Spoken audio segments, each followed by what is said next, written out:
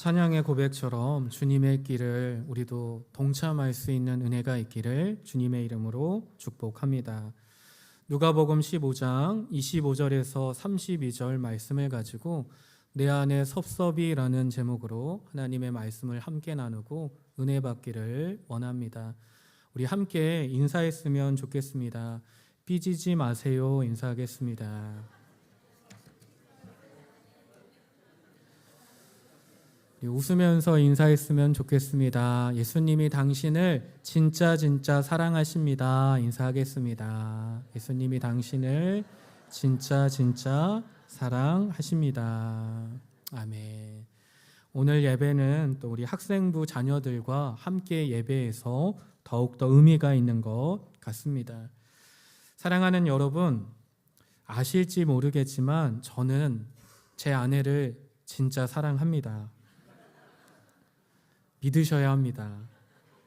그래서 저는 아내에게 늘 좋은 사람이 되고 싶고 아내에게 인정을 많이 받고 싶어 합니다.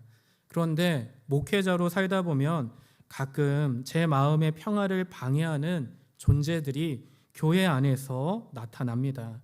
옛날에는 엄친아라는 말이 있었습니다. 교회 다니는 자녀들을 괴롭혔죠. 교회 다녀온 엄마가 야, 옆집 집사님네 아들은 이번에도 공부 반에서 1등 했대. 너는 왜 공부 안 하니? 이 말 한마디에 교회 다니는 자녀들이 얼마나 상처를 받았는지 모릅니다. 그런데 요즘은 상황이 바뀌었다고 합니다. 교회에 다녀온 아내들이 남편들을 압박합니다. 이름하여 교친남, 교회 친구 남편. 여보, 김 집사님은 이번에 아내 생일이라고 직접 미역국도 끓여주고 가방도 선물했대. 어떤 집사님 남편은 주말마다 아이들이랑 그렇게 잘 놀아준대. 이런 이야기들이 교회 안에 너무 많으니까 목사인 저도 가끔 긴장이 됩니다. 그래, 나도 질 수 없어. 진정한 사랑을 보여주겠어. 결심을 합니다. 어느 토요일입니다. 아내를 도와주고 싶은 마음에 빨래를 세탁기에 넣었습니다. 거기서 멈추지 않았습니다. 다 끝난 빨래를 건조기까지 완벽하게 옮겨놓고 건조 버튼을 눌렀습니다. 건조기가 씩씩하게 돌아가는 소리가 마치 저의 사랑을, 저의 선행을 응원하는 응원가처럼 들렸습니다. 그리고 저는 아내 주변을 알짱거렸습니다. 내가 이렇게 당신을 생각하고 있어. 내가 바쁘지만 당신을 위해 집안일도 이렇게 관심을 가지고 하고 있어. 어필하고 싶었습니다. 그런데 아내의 반응이 너무 시큰둥합니다. 여보, 일을 하려면 마무리까지 잘해야죠. 건조기에서 꺼냈으면 예쁘게 접어서 서랍에까지 넣어줘야지. 그냥 두면 어떡해요? 그 순간 제 마음 가운데 있었던 섭섭이가 벌떡 등판하게 되었습니다. 아니, 내가 평소에 안 하던 일을 이만큼이나 도와줬는데 고맙다는 말은커녕 이런 잔소리를 하다니. 내가 누구 때문에 이런 헌신을 고생을 했는데 제 마음이 너무 섭섭하더라고요. 아내에게 인정받고 또 칭찬받고 싶었던 제 아내의 보상 심리가 완전히 무너진 순간이었습니다. 누가 시키지 않았지만 아내를 사랑해서 자원해서 시작한 일이었는데 어느새 제 마음에는 나의 공로를 알아주지 않은 아내를 향한 원망이 생겨나기 시작했습니다. 사랑하는 여러분, 이런 마음이 저만 있을까요? 우리 주변을 보면 착하고 성실하게 사시는 많은 분들이 계십니다. 그런데 이런 선한 마음일수록 우리 마음 안에, 내면 안에 이러한 섭섭함을 품고 살아가게 되는 경우가 왕왕 있습니다. 근무장에서 아무도 모르지만 묵묵하게 자신의 자리를 지키는 분들, 가정에서 자신을 쥐어가며 헌신하는 어머님들, 그리고 교회에서 누구보다 일찍 나와 이름도 없이 빚도 없이 봉사하는 성도님들, 너무나 귀하고 소중합니다. 그런데 이런 귀한 마음일수록 빠지기 쉬운 유혹이 하나 있습니다. 그것이 바로 섭섭이의 유혹입니다. 누군가 나의 수고를 조금만 몰라주면, 혹은 내가 생각할 때 나보다 훨씬 덜 노력한 사람이 나보다 주목받게 되면 견딜 수 없는 섭섭함이 나의 마음에 밀려오게 됩니다. 내가 어떻게 여기까지 왔는데 나를 몰라주다니, 어떻게 이럴 수 있어? 이러한 마음들이 우리 안에 고개를 듭니다. 그리고 오늘 말씀을 보십시오. 오늘 성경 본문을 보면 이런 마음을 가진 한 사람이 등장합니다. 바로 탕자의 형입니다. 그는 집을 나간 적도 없고 아버지와 대립한 적도 없고 아버지의 마음을 심하게 아프게 한 적도 없습니다.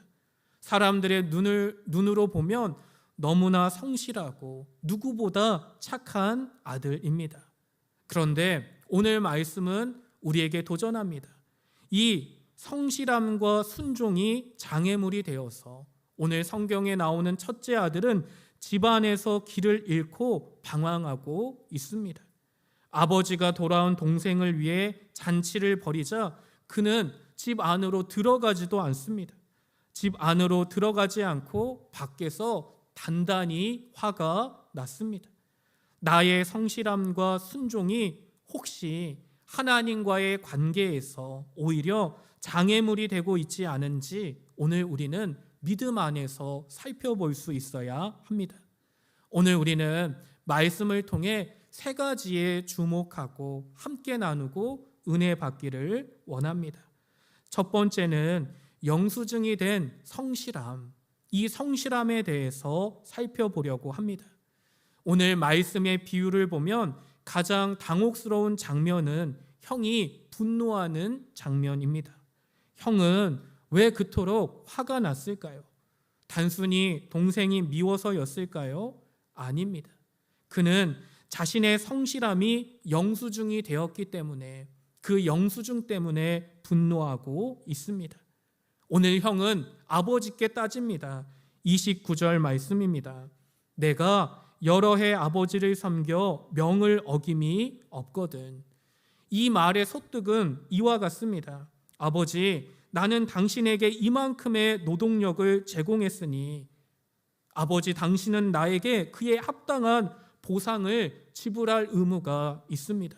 그런데 지금의 상황은 너무나 불공평합니다.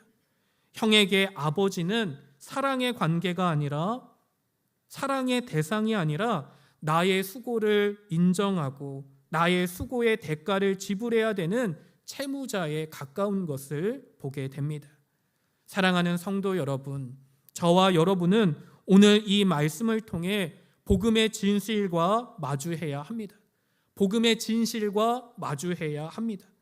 은혜란 무엇입니까? 은혜는 본래 자격 없는 자에게 거저 주시는 하나님의 선물이 되는 줄 믿습니다. 그런데 이 은혜가 스스로 자격이 있다고 믿는 사람에게는 은혜가 불공평한 처사가 되고 자존심 상하는 일에 불과하게 됩니다. 은혜의 의미를 잃어버리게 되면 모든 것이 불편하게 되고 불만족스럽게 되고 비교하고 원망하게 됩니다. 오늘 형의 논리에 따르면 아버지의 잔치는 공로순으로 열려야 합니다. 고생한 자가 먹어야 되고 수고한 자가 대접받아야 합니다. 그것이 오늘 성경에 나오는 형이 생각하는 정의이고 상식입니다. 그런데 아버지는 어떻게 할까요? 오늘 아버지는 그 정의를 완전히 깨뜨립니다. 첫째 아들의 상식을 깨뜨립니다. 그리고 은혜를 가지고 나옵니다. 죄지은 자를 위해 자신의 소를 잡고 귀한 가락지를 끼워줍니다. 그런데 이러한 모습 속에서 형은 모욕감을 느낍니다. 내가 평생 지켜온 나의 삶의 기준이, 나의 성실함이 저 사고뭉치 동생보다 못한 것인가? 저 사고뭉치 동생이 받는 용서와 나의 성실함이 같은 취급을 받는 것이 말이 된다는 말인가? 화가 나고 속상합니다. 나의 성실함이 나의 순종이 하나님 앞에 영수증이 되는 순간에 우리는 하나님 앞에 섭섭하게 됩니다. 하나님, 왜 내가 한 대로 처리해 주지 않으십니까? 왜 나의 영수증대로 처리해 주지 않으십니까? 섭섭하고 따지게 됩니다.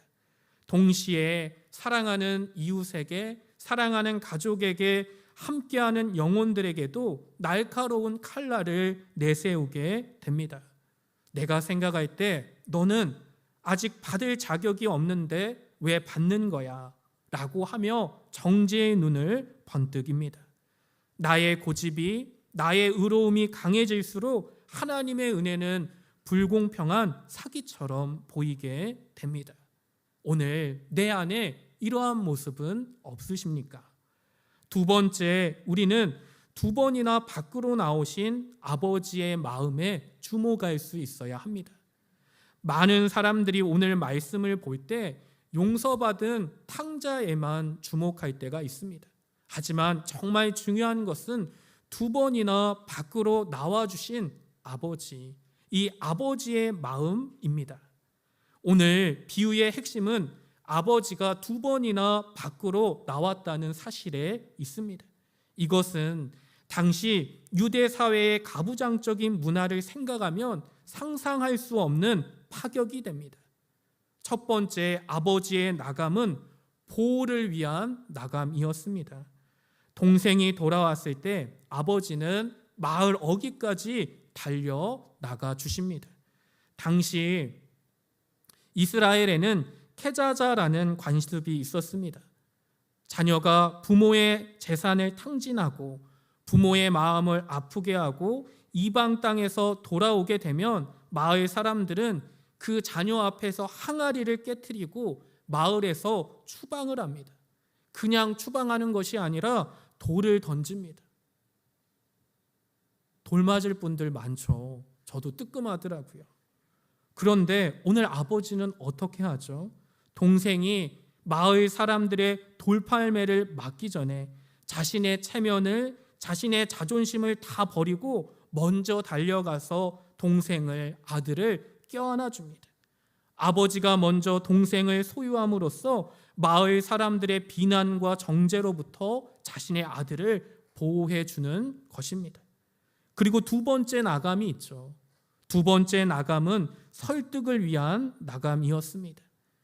돌아온 탕자, 돌아온 아들을 위한 잔치가 무르익었을 때 큰 아들이 잔치에 들어오는 것을 거부합니다. 잔치 주인인 아버지가 밖으로 나가는 것은 당시 이스라엘 문화에서는 있을 수 없는 일입니다. 잔치 호스트인 아버지가 잔치 중간에 밖으로 나가는 것은 손님들에 대한 예의가 아닌 가문의 수치로 여겼기 때문입니다. 그런데 오늘 아버지는 다시 한번 자리를 박차고 밖으로 나갑니다. 오늘 말씀 28절 말씀입니다. 여기에서 우리는 아버지의 큰 사랑을 발견하게 됩니다.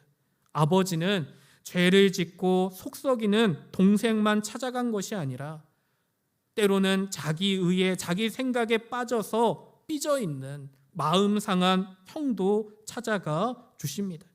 아버지는 분노하는 첫째 아들에게, 형에게 권위를 내세우지 않습니다. 네가 감히 나의 장치를 망쳐? 그러고도 네가 아들이야? 호통치지 않습니다.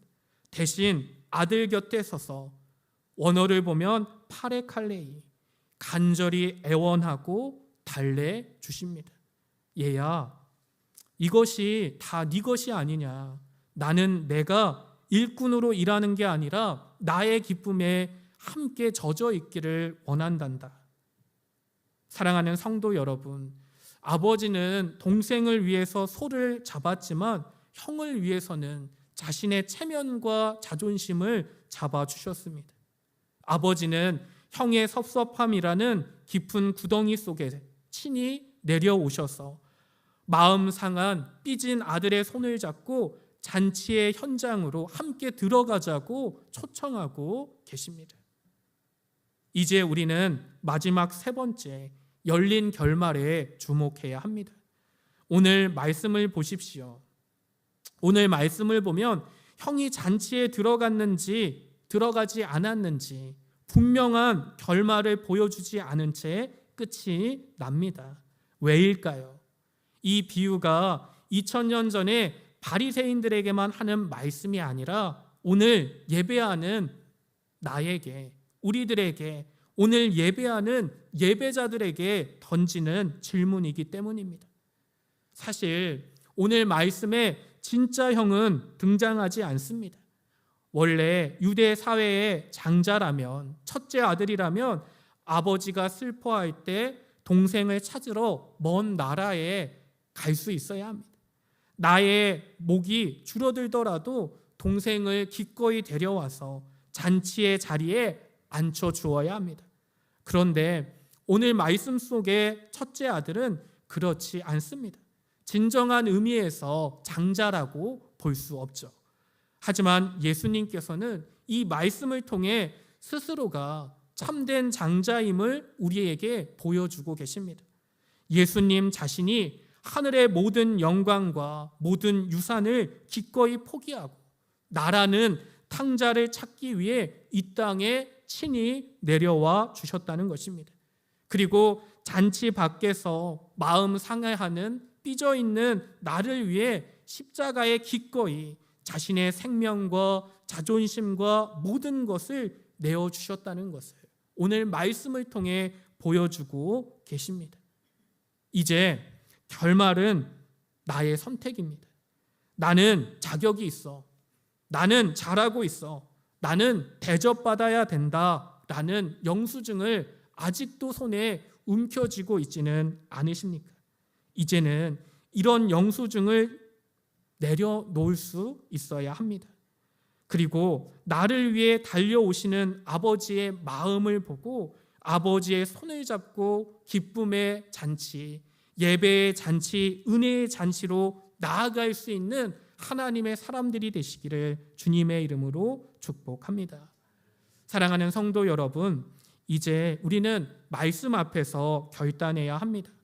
내 손에 꽉 쥐어진 그 억울한 영수증을 이제는 예수 그리스도의 보혈로 찢어버릴 수 있어야 합니다.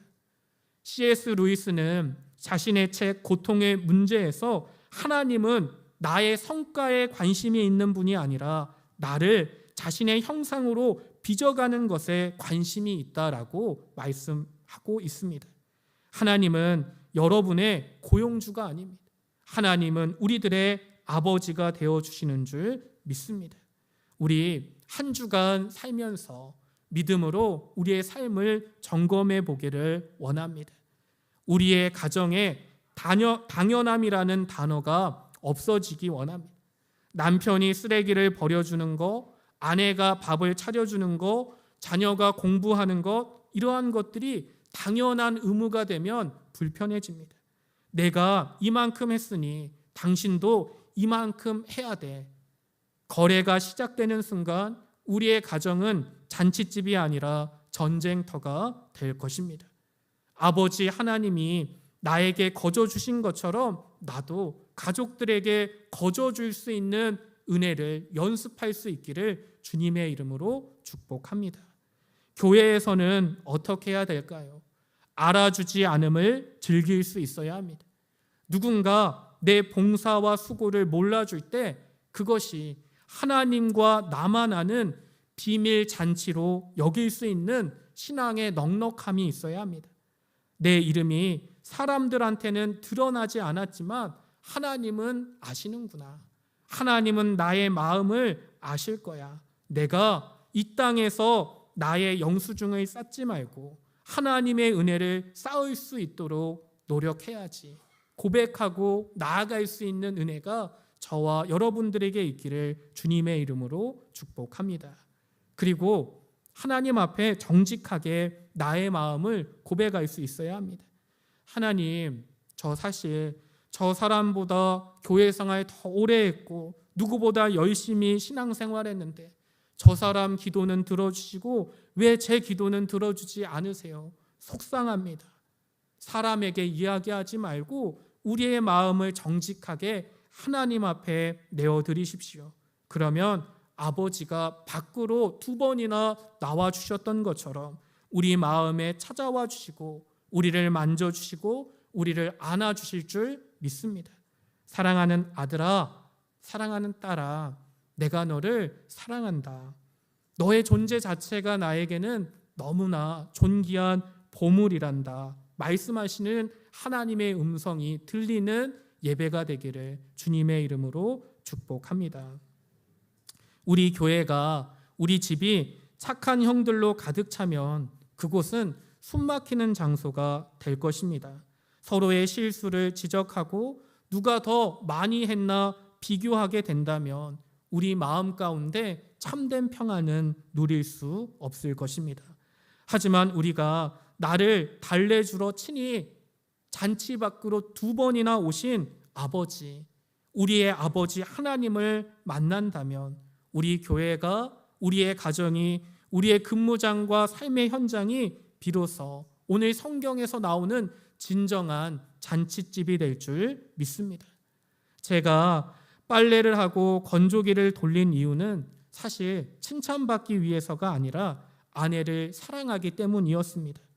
이제 우리들도 거래가 아닌 무조건적인 사랑으로 반응할 수 있는 넉넉함이 있었으면 좋겠습니다. 나보다 나중에 온 사람, 나보다 사고 많이 친 사람이 하나님의 은혜를 받을 때 아버지, 저 사람도 저렇게 사랑하시니 감사합니다. 저도 저 사람과 같은 은혜를 입은 자입니다. 라고 함께 기뻐할 수 있는 은혜가, 넉넉함이 우리들에게 있기를 주님의 이름으로 축복합니다. 내가 한 일을 자랑하는 입술을 닫고 하나님이 나를 위해 하신 일을 찬양하는 은혜가 있었으면 좋겠습니다. 나의 가정이, 우리들의 교회가 자격 없는 자들이 모여 하나님의 크신 사랑 때문에 감사하고 감격하는 은혜의 현장이 되기를 주님의 이름으로 간절히 축복합니다. 기도하겠습니다. 하나님 아버지, 우리들은 늘 성실하다는 핑계로 하나님을 이용하려 할 때 있습니다.